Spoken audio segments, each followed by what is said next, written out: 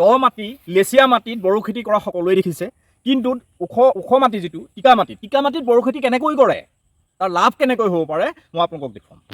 নমস্কাৰ, মই কিশোৰ হাজৰিকা, মোৰ অনুভৱ চেনেললৈ আপোনালোকক স্বাগতম জনাইছোঁ। মই আপোনালোকক আজি এটা কথা ক'বলৈ ওলাইছোঁ। মোৰ অনুভৱত মই আপোনালোকক এটা কথা কওঁ যে মানুহে বড়ো খেতি কৰে, ঠিক আছে। বড়ো খেতি কেনেকৈ কৰে, কি কথা, এইখিনিতো আপোনালোকে আগতেও গম পাইছে বা বহুতে এনেকুৱা ভিডিঅ' আপোনালোকক আপলোড কৰিছে। কিন্তু মই আপোনালোকক আজি এটা নতুন মোৰ অনুভৱত মই এটা নতুন কথা ক'ম আপোনালোকক, যে আমি খৰাং মাটিত কেনেকৈ বড়ো খেতি কৰিম, সেই বস্তুটো মই আপোনালোকক আজি দেখাব ওলাইছোঁ। মই ইয়াত বড়ো খেতি কৰিছোঁ, দেখিছে ইয়াত মোটামুটি আপোনাৰ 2 বিঘামান মই বড়ো কৰিছোঁ। কাৰণ মই বড়োটোত হেৰি কৰা নাই, কাৰণ কিয় ইয়াত যথেষ্ট কষ্ট হয় বড়ো খেতিত। যিসকলে বড়ো খেতি কৰে আপোনালোকে গম পায় যে বড়ো খেতিত কষ্ট বহুত আছে। গতিকে এই বড়ো খেতিটো কিন্তু সম্পূৰ্ণ আপোনালোকে দেখিব, ইয়াৰ মোৰ যিটো ফাৰ্মৰ ছাইডটো, সেই ছাইডটো বহুত দ হয় আৰু এইখিনি খুব ওখ জেগা। ইয়াত মই বড়ো খেতি এটা কাৰণেই কৰিছোঁ, এই ওখ জেগাত বড়ো খেতি কৰিলে আপোনালোকৰ লাভ এটাই হ'ব যে আপুনি যেতিয়া এই বড়ো খেতিটো চপাব, বড়ো খেতিটো চপোৱাৰ সময়টো আপোনাৰ বহাগৰ লাষ্ট, জেঠৰ প্ৰথমত আপুনি বড়ো খেতি চপাবলগীয়া হয়। আৰু বড়ো খেতি চপাবৰ সময়ত আপোনাৰ ৱেডাৰটো ইমানেই বেয়া হৈ থাকে, বাৰিষাৰ ছিজন, বৰষুণ, এনেকুৱা ধৰণৰ অসুবিধাৰ কাৰণে বড়ো খেতি চপাবৰ কাৰণে আমাৰ কৃষকসকলৰ বহুত অসুবিধা হয়।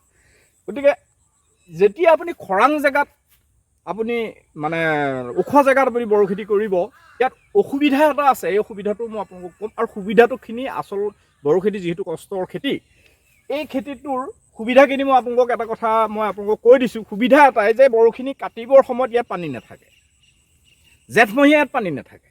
গতিকে বড়ো কাটিবৰ সময়ত দত যদি কৰে, তেতিয়া মোটামুটি আপুনি 1 আঁঠুমান পানীত বা সৰু গাঁঠিৰ ওপৰত পানীত আপুনি বড়ো কাটিবলগীয়া হয়।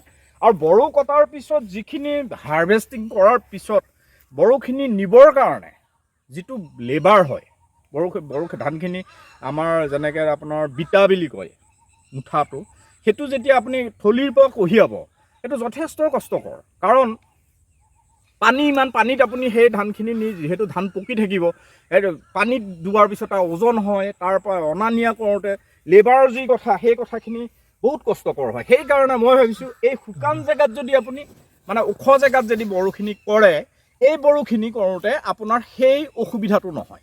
প্ৰথম কথা, আপুনি শুকান জেগাত বড়ো কৰাৰ লগে লগে আপোনাৰ প্ৰথম কথা হ'ল আপুনি পানীত কাটিব নালাগে। ইয়াত যিটো আপোনাৰ দেখিছে ইৰিগেশ্যনৰ ব্যৱস্থাটোত আপুনি বন্ধ কৰি দিলেই হ'ল, পানী নিদিলে আপোনাৰ শুকাই যাব। শুকাই যোৱাৰ পিছত আপুনি ধানখিনি সুন্দৰভাৱে, যিটো আমি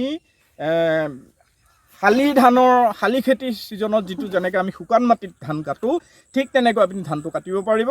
আৰু বড়ো ধানৰ এটা ডাঙৰ কথা হ'ল, যেতিয়া আমি বড়ো ধানটো পানীত তিতি যায়, বড়ো ধানটো যথেষ্ট পৰিমাণৰ গৰম হয়, এইটো সকলোৱে জানে। কিন্তু এই ধানটো যেতিয়া আপোনাৰ নিতিতিব, বৰষুণত তিতিব, কিন্তু যদি আপুনি ইয়াত থলিত নিতিতে, আপুনি চালি বা তেনেকুৱা এখনৰ টেম্পৰেৰীকৈ দি লৈ আপুনি তাত বিটাখিনি জমাই থৈ পেলাই, আজিকালিতো আপোনাৰ মেচিন আছে, মেচিনত একেদিনৰ ভিতৰতে আপুনি মাৰি আজৰি কৰি দিব পাৰে। গতিকে আপুনি ইয়াত ওখ জেগাত বড়ো খেতি কৰিলে অসুবিধা এটা, সেই কথাটো মই আপোনালোকক কৈ দিছোঁ। অসুবিধা এটাত পৰিব, সেইটো হ'ল পানী। পৰ্যাপ্ত পৰিমাণে আপোনাক পানী লাগিব। আৰু সেই পানীৰ অসুবিধাৰ কাৰণে মানুহে কি কৰে, আপোনাৰ দত খেতিটো কৰে। কাৰণ ইয়াত যেতিয়া পানীটো আপোনাৰ ডেইলি দিবলগীয়া বা দুদিনত দিব লাগিব, এই দত কৰিলে আপুনি 3 দিনৰ মূৰে মূৰে পানী দিলেই হয়। আপুনি এটা বস্তু চাওক, আপুনি ওখত খেতি কৰিলে আপুনি 2 দিনৰ মূৰত পানী দিছে, সেইটো হয় আপোনাৰ খৰচাটো বাঢ়ি যাব।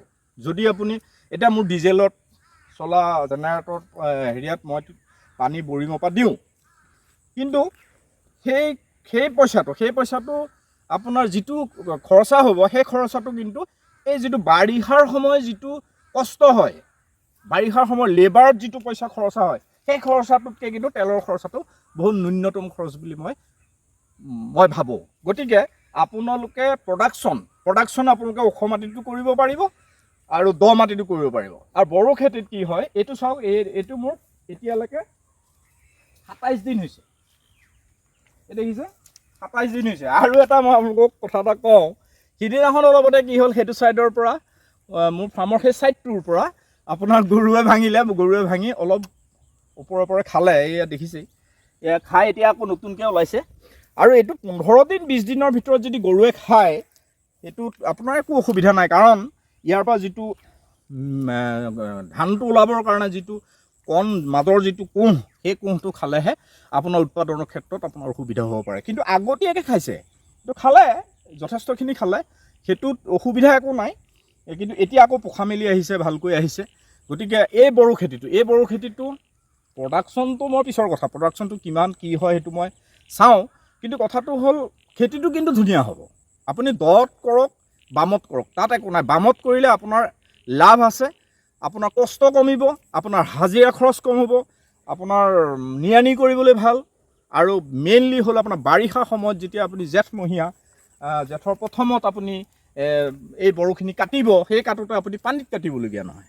আৰু পানীত কাটিবলগীয়া হোৱাৰ লগে লগে আমাৰ চৰ অঞ্চলৰ যিখিনি মানুহ আমাৰ দাৱনী আছে, সেই দাৱনীসকল বা সেই মানুহখিনিয়ে পানীত এটা অফ ছিজনৰ খেতি হয়, পানীত ধানটো কাটিবলৈ অলপ অসুবিধা পায়। গতিকে আমি সেইখিনি সময়ত আমাৰ কাম কৰা মানুহৰ যথেষ্টখিনি অসুবিধা। আৰু খেতি এটা আপুনি উৎপাদন কৰিবলৈ গ'লে অকল খেতিটো কৰিলেই নহ'ব, খেতিটোৰ কাৰণে আপোনাক খুব দৰকাৰ হয় আমি কাম কৰা যিখিনি মানুহ, সেই কাম কৰা মানুহখিনিৰ ওপৰত আমি নিৰ্ভৰশীল। গতিকে সেই কাম কৰা মানুহখিনিৰ সুবিধাটোও আমি চাবলগীয়া হয় খেতি এটা, কাৰণ আপুনি কাম কৰিবলৈ হ'লে মানুহ পাব লাগিব।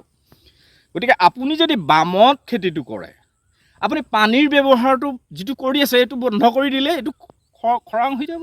গতিকে আপুনি ধুনীয়াকৈ ইয়াত কাম কৰা মানুহে ইয়াত অসুবিধা নাপায়, ধান আপোনাক ধুনীয়াকৈ কাটি পেলাই তেওঁলোকে নিৰ্দিষ্ট স্থানলৈ নিব পৰা সুবিধাখিনি ইয়াত যিহেতু আছে, তেওঁলোকে বেয়া নাপায়। আৰু কাম কৰা মানুহে সোধোতেই মোক কয় যে ক'ত কৰিছে, দত নে বামত? তেতিয়া মই কওঁ বামত বুলি ক'লে মানুহ আহে, কিন্তু দত বুলি কোৱাৰ লগে লগে জোকে জেলুকে নানান অসুবিধা হয়, গতিকে মানুহখিনি নাহে। গতিকে এতিয়া কথাটো হ'ল আপোনালোকৰ লাভ সেইটো, কিন্তু প্ৰডাকশ্যনৰ ক্ষেত্ৰত কিছু পৰিমাণে প্ৰডাকশ্যন ইয়াত হ্ৰাস পাব পাৰে। সেই কথাটো মই আপোনালোকক এটা কাৰণেই কওঁ, কাৰণ ইয়াত হয় কি, পানীটো বেছি লাগে। পানীটো যদি কিবা কাৰণত আপুনি ব্যস্ততাৰ খাতিৰত আপুনি পানীটো আজি দিব পৰা নাই, আজি দিবই লাগিছিল কিন্তু আপুনি দিব পৰা নাই, তেতিয়া হয়তো যদি গুৰিত ফাট মেলিলে বড়ো ধানে কষ্ট পায়। এই কথাটো যিসকলে বড়ো ধান কৰি আছে সেইসকলে জানে। আৰু দ্বিতীয়তে কথা হ'ল, ইয়াত আপোনাৰ যদি আপুনি মানে ক্ৰমে পানীটো সদায় ধুনীয়াকৈ যদি দি ৰাখিব পাৰিছে, আপুনি নিশ্চয় চাব পাৰে। এতিয়া ইয়াত দেখিছেনে, এই গুৰিবিলাক একদম ধুনীয়া কোমল হৈ আছে। এয়া চাওক, মই আপোনালোকক দেখাই দিছোঁ, এই ধুনীয়া কোমল হৈ আছে। এই কোমলটো যদি হৈ থাকে তেতিয়াহ'লে বড়ো খেতি আপোনাৰ কোনো কাৰণতে বেয়া নহয়। এইটো পানী ইয়াত যে একেবাৰে আপোনাৰ এফুট পানী থাকিব লাগিব তেনেকুৱা কথা নহয় বড়ো খেতি, কিন্তু পানী এইটো দেখিছেনে, এনেকুৱা কোমল হৈ থাকিব লাগে, এইটো কোমল হৈ থাকিব লাগে। ইয়াতে এতিয়া মোৰ গৰুৱে খালে সেইটোতো আকৌ কি ক'ম, আমাৰ ইয়াত মানে কি গৰু সকলোৱে এৰি দিয়ে। গতিকে সেইকাৰণে সেইফালে ফাৰ্মৰ ছাইডটো ভাঙি পেলাই গৰু সোমাল, উপায় নাই। এইটো আৰু কি কৰিব, ভগৱানৰ এতিয়া যিখিনি আছে সেইখিনি ভগৱানকে দিছোঁ, কি হয় এইটো চাওঁ। কিন্তু মই ভাবোঁ যে এতিয়া যিহেতু খাইছে, এইটো মানে প্ৰথম পৰ্যায়টো, এই পৰ্যায়টোত খালে অসুবিধা একো নহয়। এইটো যদি আপোনাৰ কিবা কাৰণত এই ধানটো ৰোৱা 45 দিন বা 50 দিনৰ ভিতৰত যদি কিবা কাৰণত গৰুৱে খায়, তেতিয়া কিন্তু ইয়াৰ প্ৰডাকশ্যন হ্ৰাস পাব। কাৰণ ইয়াৰ যিটো মেইন কণটো, ইয়াৰ মাজৰ পৰা যিটো সাহ ওলাব, সেই সাহটোতে ধানটো হয়। গতিকে সেইটো যদি খাই দিয়ে, তাৰ যিটো ৰেণুটো, ফুলৰ ৰেণুটো খাই দিয়াৰ পিছত প্ৰডাকশ্যনটো কমি যাব। কিন্তু এতিয়া যিহেতু খাইছে, ইয়াৰ পৰা পোখা মেলিছে, এইটো লাহে লাহে ইয়াৰ 27 দিনহে হৈছে মোটামুটি। গতিকে ইয়াৰো যথেষ্ট এতিয়া সময় আছে। গতিকে এইখিনি মই বেছি কৰা নাই, কাৰণ বড়ো খেতিটো বহুত কষ্টৰ খেতি, সকলোৱে জানে। কাৰণ আপুনি ইফালে শালি ধানৰ খেতি 10 বিঘা কৰক আৰু বড়ো খেতি 2 বিঘা কৰক, প্ৰডাকশ্যনো ঠিক ভাল হয়। আৰু মোটামুটি আপোনাৰ 22 মোন 20 মোন 25 মোন আপুনি লাভ পাব পাৰে বড়ো খেতিত, কিন্তু সেইটো শালি খেতিত আপুনি নাপায়। গতিকে সকলোৱে বড়ো খেতিটো কৰিব পাৰে, একো ডাঙৰ কথা নহয়। আমাৰ এটা সকলোৱে ভাবে যে এই খেতিটো বেলেগে কৰে, আমি নকৰোঁ, আমি ইমান হেৰি কৰিব নোৱাৰোঁ, ইয়াৰ ছিষ্টেম নাজানো, একো নাজানো। এই কথাখিনি আচলতে আপোনাৰ নিজৰ মনৰ কথা। আপুনি বড়ো খেতি কৰিব পাৰে, ধুনীয়াকৈ কৰক, আৰু এটা যিহেতু এতিয়া ধানৰ বজাৰটো ভাল, ধানৰ বজাৰটো মোটামুটি আছে 1800 1900 2000 টকা কুইণ্টেল যিহেতু আছে, আপুনি বড়ো খেতিটো কৰিব পাৰে। খেতি এটা কৰাৰ পিছত যদি মাটিটো আপোনাৰ এনেই পৰি আছে, যদি মাটিটো এনেই পৰি আছে, আপুনি বড়ো কৰক। কাৰণ আমাৰ এটা ডাঙৰ কথা হৈছে কি, আমি যদি শালি খেতিটো কৰোঁ, সেইটো আপোনাৰ আঘোণমহীয়া আমি শালি খেতি চপাই দিওঁ। আঘোণমহীয়া চপাই দিয়াৰ পিছত গোটেই মাটিডৰা এনেই পৰি থাকে। গতিকে বড়ো খেতিটো আপোনাৰ তাৰ পিছৰ পৰ্যায়ত আপুনি পুহ মাহত মাটি চহাই মেলি আপুনি মাঘতো লগাব পাৰে, ফাগুনতো আপুনি লগাব পাৰে। তাৰপিছত হ'ব কি, এই খেতিটো কৰাৰ পিছত যদি আকৌ এইটো মাটিত আপুনি পৰৱৰ্তী সময়ত জেঠ মাহত এই ধানটো বা জেঠৰ প্ৰথমত বা বহাগৰ শেষত এই ধানটো, জেঠৰ প্ৰথমত বা বহাগৰ শেষত এনেকুৱা সময়তে আপোনাৰ ধানটো হ'ব। এই ধানটো কটাৰ পিছত আপোনাৰ লাভ আৰু এটা আছে। এই ধানটো কটাৰ পিছত কি হ'ব, এই মাটিটো কোমলেই হৈ থাকে, ধুনীয়া কোমল হৈ থাকিব। মাত্ৰ পানীটো ইয়াত আপুনি দিব নালাগে তেতিয়া। আৰু ইয়াত লাভ এটা হ'ব, আপুনি পিছৰ খেতিটোৰ কাৰণে কোনো ধৰণৰ ইয়াত সাৰ দিব নালাগে। কাৰণ বাৰিষাৰ আমাৰ কৃষকসকলে বাৰিষাৰ খেতিটোত এনেও সাৰৰ পৰিমাণ খুব কমাই দিয়ে, কিন্তু এই খেতিটো কৰাৰ পিছত যিটো সাৰ থাকি যাব, সেই সাৰটো থাকি যাব। কাৰণ এবাৰ সাৰ যেতিয়া দিয়া হয়, মোটামুটি 6 মাহলৈকে তাৰ সাৰৰ গুণাগুণটো মাটিটোত থাকে। গতিকে সেই সাৰৰ গুণাগুণটো যিহেতু থাকি যাব, আপুনি ধানটো কৰাৰ পিছত আপুনি ইয়াত ধান যেতিয়া ওলাব হ'ব, ফুলিব, আপোনাৰ যেতিয়া প্ৰথম ফুল ওলাব, তেতিয়া ইয়াত সাৰ ইউজ কৰা হ'ব। এতিয়া মই এবাৰ ইউজ কৰিলোঁ, তাৰপিছত মই পৰৱৰ্তী সময়ত যেতিয়া আমাৰ কি কয় গেৰ ধৰা, গছা ধৰা, গেৰ ধৰা বুলি কয়, এতিয়া গেৰ ধৰে তেনেকুৱা সময়ত সাৰটো মই মাৰিলোঁ। ইয়াৰ পিছত মই আৰু এবাৰ সাৰ দিম ইয়াত। সেইটো সময় হ'ল কি, আপোনাৰ যেতিয়া ইয়াৰ পৰা অলপ দুই এটা মানে আপোনাৰ থোৰ ওলাব, ফুল ওলাব বা তেনেকুৱা ধানৰ হেৰি দেখিলে মই তেতিয়া ইয়াত সাৰ দিম। সেই পিছৰ যিটো সাৰ, সেই সাৰটোৰ কিন্তু সম্পূৰ্ণ ব্যৱহাৰটো নহয় এই ধানটো, তাৰ অলপ কিছু অংশ 30% মান থাকি যায়। সেই 30% মানৰ পিছত যদি আপুনি এই জেগাটোত যদি অন্য খেতি নকৰে, তেতিয়া এৰি দিলে এই মাটিটোত যথেষ্ট পৰিমাণৰ জংঘল হ'ব। কাৰণ কিয়, সেই সাৰ আছে, সাৰ থকাৰ কাৰণে, থাকি যোৱা সাৰখিনিৰ কাৰণে ইয়াত যথেষ্ট জংঘল হ'ব। গতিকে মই ভাবোঁ আপুনি এইটো কৰাৰ পিছতে খুব কম খৰচতে এবাৰ হাল মাৰি দিলেই হ'ল।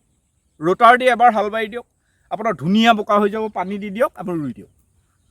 তাৰপিছত আপোনাৰ সেই ধানটোৰ যদি ইয়াত প্ৰডাকশ্যন কমিছে, আপোনাৰ সেই প্ৰডাকশ্যন সেই পিছৰ যিটো খেতি আপুনি কৰিব জেঠমহীয়া, সেই ধানটোৰ আপুনি কৰিব পাৰে, ৰঞ্জিত কৰিব পাৰে, বগা আইজোং কৰিব পাৰে, F1 হাইব্ৰিড কৰিব পাৰে। এইখিনি কৰাৰ পিছত আপুনি তেতিয়া তাত কোনো ধৰণৰ সাৰ ইউজ কৰিব নালাগে আৰু সম্পূৰ্ণৰূপে আপোনাৰ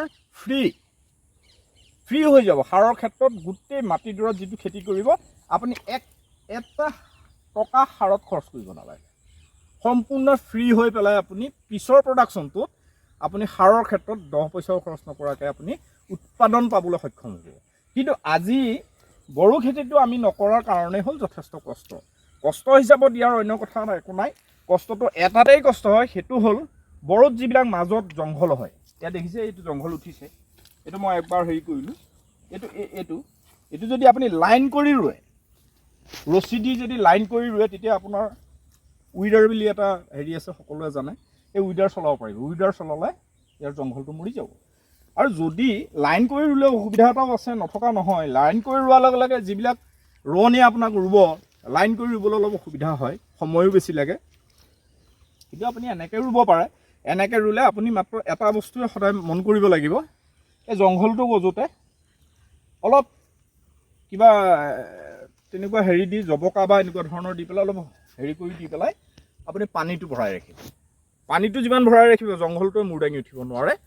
গতিকে পৰৱৰ্তী সময়ত এতিয়া মই আৰম্ভণিটোহে দেখুৱাইছোঁ। ইয়াৰ পিছত যেতিয়া ধান ওলাব বা ভালকৈ হৈ উঠিব, তেতিয়া মই আপোনালোকক এই বড়ো ধানৰ ভিডিঅ'খিনি মই সম্পূৰ্ণৰূপে দিম। আৰু ইমানকে কৈ আজি মোৰ এই বড়ো ধানৰ ভিডিঅ'ৰ মই ইমানটা সামৰণি মাৰিছোঁ। ধন্যবাদ, নমস্কাৰ।